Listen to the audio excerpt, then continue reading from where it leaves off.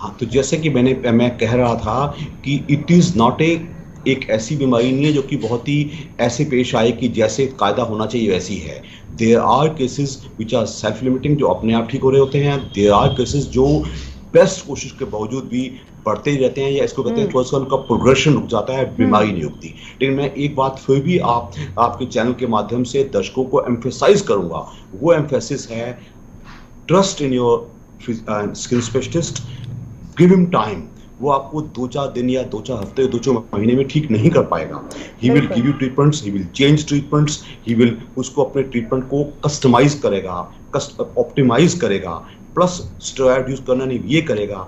Skin graft use करना है कि नहीं करना, जैसे डॉक्टर सिंह बता रहे थे, उसको हमने कुछ कलर वाला इम्प्लांट लगाना है लगाना, उसको कुछ सोचेगा। इसके बिल्कुल। बाद मैं समझता हूँ पेशेंट ठीक होते हैं। तो you must give your patient doctor enough time to treat you nicely. That's अच्छा, व्हाट बिल्कुल इम्पोर्टेंट सर। इज।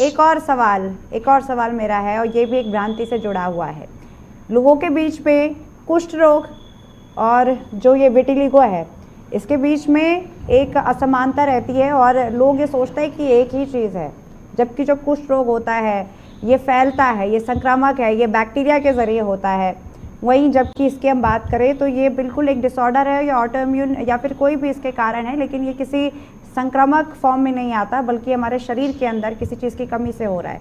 तो पहले तो आप ये भ्रांति लोगों से कैसे दूर करेंगे? कुष्ठ रोग और ये अलग अलग है, मैं चावल। आपको बता दूं Srishti, it is not at all a contagious disease. अगर बिल्कुल। कोई आदमी को फर्क नहीं पड़ता, एक मेल है for example, is a 40 year old gentleman, वो कहता है जी मेरा सब कुछ हो चुका है, मुझे जितने मर्जी पैचेस होता है, मुझे कोई फर्क नहीं पड़ता, तो ये बहुत ही अच्छा एटीट्यूड है। It is essentially a skin disease.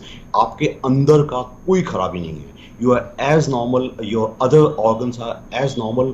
हाँ, जेनेटिक बेसिस कुछ हद तक हो सकता है, लेकिन इसके अलावा जरूरी ये आप अपना ट्रीटमेंट लीजिए which is largely A cosmetic treatment, वो उसको ठीक है। करवाइएगा।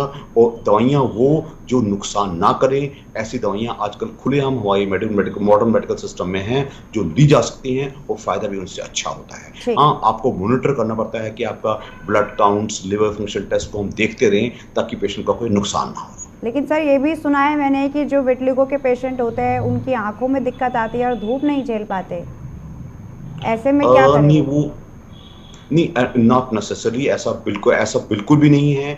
वो टोटली एल्बिनिज्म, वो बीमारी दूसरी है, वो बीमारी टोटली अलग है, एल्बिनिज्म कहते हैं उसको इसका ताल्लुक नहीं है। विटिलिगो में पर से आंखों में खराबी आना कोई रेयर किसी केस में तो हो जाए, लेकिन नॉर्मली एज ए रूल ऐसा नहीं है। It is essentially skin disease. लेकिन स्किन ये आंखों की पलकों से लेके आपके बालों से लेके कहीं भी हो जाएगा। अगर आपके बाल अगर उस पैच में होगा तो आपका बाल भी वहाँ सफ़ेद हो जाएगा, चाहे आप यंग पेशेंट भी हैं। तो इसके अलावा कोई आंखों पे पर से साइड पे कोई आना, ऐसा बिल्कुल भी जरूरी नहीं है। बस मतलब शरीर को जो पिगमेंट देने वाली जो चीज़ है, बस मेलेनिन है, पिगमेंट वो खत्म हो वो रही है। बिल्कुल। और उसकी वजह से एक तरह से देखा जाए कि बॉडी ब्लीच हो रही है, बॉडी का कलर निकल रहा है, और मेलेनिन ज़्यादा हो गए तो बॉडी में कलर ज़्यादा। एब्सोल्युटली बिल्कुल। मैंने ऐसे लोग भी देखे हैं सृष्टि, मैंने ऐसे लोग भी देखे हैं, दसियों, एक नहीं दसियों पेशेंट्स देखेंगे जिनका पूरा शरीर ही वाइट हो जाता है, यानी कि मेलानिन खत्म ही हो गया। वो आपको एल्बिनो या एल्बिनिज्म नजर आएगा, वो बिल्कुल वाइट हो जाएंगे। तो वो ग्लोबल विटिलिगो होता है, वो टोटली अलग होता है। ठीक। इसके अलावा क्या ऐसा है कि किसी केमिकल एलर्जी की वजह से भी ये देखने को मिले? सुने, किसी चोट के बाद, किसी जहां हमें करंट आ गया है वहां हो जाए तो बात दूसरी है। पर से it is not an allergy at all. ये इसमें खुजली जरूर होती है, लेकिन इसमें एलर्जी को हम एलर्जिक डिसऑर्डर समझे बिल्कुल भी नहीं। आपका पूछना किसी केमिकल लगने के बाद शुरू हो गया है, तो मैंने दोबारा वर्ड यूज किए, अगर समझने मुझे कहीं चोटें लग जाती हैं, वहाँ कई सारे जख्म बन जाते हैं, वहाँ करंट आते हैं, उसके आसपास, इसको पोस्ट ट्रॉमेटिक विटिलिगो कहते हैं, चोट के बाद वाला ट्रॉमेटिक कहते हैं।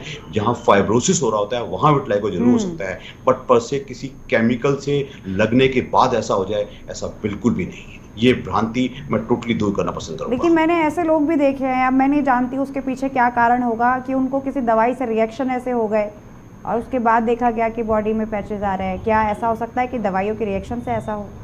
यस यस यस, कुछ ड्रग्स की एलर्जी, ड्रग्स से रिएक्शन होने के बाद थियोरेटिकली पॉसिबल है, ऐसे केसेस भी हैं, लेकिन ऐसे केसेस हमने देखे हैं बहुत जल्दी रिवर्ट करते हैं, बहुत आसानी से ठीक भी हो जाते हैं। बिल्कुल, और यही मैं अगली चीज आपसे पूछना चाहती थी, क्या ये रिवर्सिबल है?